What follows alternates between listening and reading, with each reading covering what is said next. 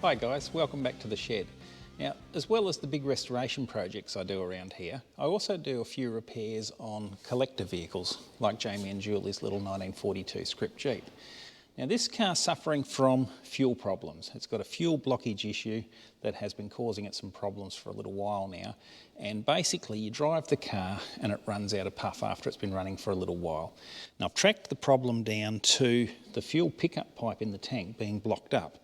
Now, what's actually happened to it, this is a replacement tank that somebody's put into it when the car's been restored in the past, but this car's sat for a number of years.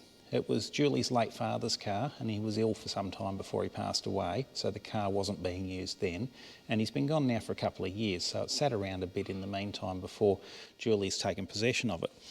So what's actually happened is, modern fuel is bad for this when it's left in a car, is it dries up, it goes very stale, and you get this gummy sort of tar-like substance that dries out of the fuel, coats the insides of the tanks, it becomes corrosive. The inside of this tank looks quite bad. I've got a lot of flaky material out of it that's been floating around in there, but in the end, this little pickup pipe that starts here, and it curls up into the tank and it runs down here and bends and ends about there, was all full of gum and it was all stuck to the pipe. So what was actually happening was, if there was any small particles coming through, it was lodging in the gum and blocking the pipe off.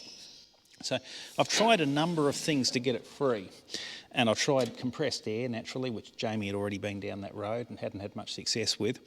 I tried getting a piece of wire and I could get it all the way through until it had come to this last bend in here that was really quite sharp. It wouldn't go around the corner. I even tried the wound wire cable out of a push bike handbrake cable, and I got that to the same point. It still wouldn't go any further. Then I came up with this. This is compressed air hose for a range change split on a Road Ranger truck gearbox. So it's got a tiny little hole in it and it's about 3mm in diameter, fits through the fitting nicely, and I put a heap of grease on it to start with, a bit of CRC in the tube as well, and then I've worked it through and I can get it all the way through the tube now, and that's that last bend there.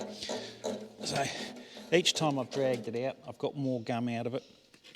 Gun wash thinners will dissolve it, so I've had a heap of that being fed down the tube and worked it backwards and forwards. But now I'm confident I can put the tank back in it and get it going. The other problem it's had, and I'll just grab some bits and pieces and we'll look at the engine.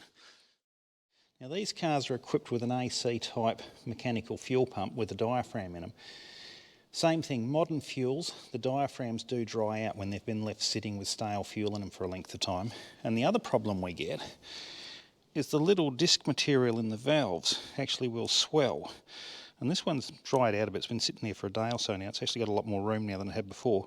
But if you see the little gap in there, there's a spring on top of it, and then the valve can lift, and then the fuel can flow past it. Well, yesterday when I took this out of the pump, you could not move this disc. It had swollen up to the point where it was actually tight in that housing, and that was part of the blockage. The diaphragm's also dried completely out, so I will get a lift pump kit and we'll put in this car, and that'll solve that problem. But straightforward little easy fix. Took a little while to actually track down where the problem was. A few drives up and down the road, but let's face it, no real chore to go for a drive in a car like this on a nice day.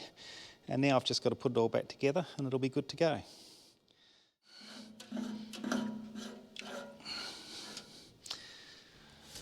Okay guys, we'll catch you next time.